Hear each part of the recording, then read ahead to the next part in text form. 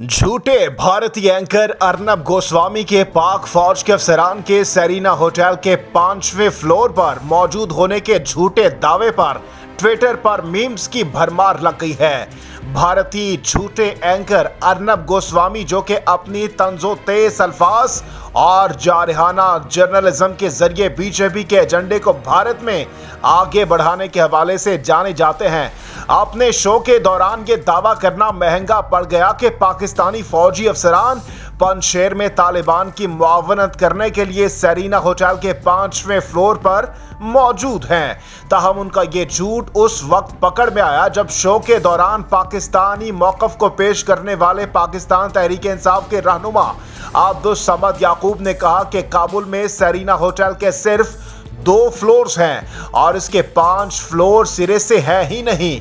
इस मौके पर अली रजा महफूज नामी सारिफ ने अपनी एक ट्वीट में भारतीय अदाकार नवाजुद्दीन सदीकी की एक तस्वीर मजाक से भरपूर अंदाज में शेयर की और लिखा कि भारतीय मीडिया के इंटेलिजेंस जराए ये हैं, जबकि दूसरी जानिब तलत काशिफ नामी एक सारिफ ने लिखा कि दुनिया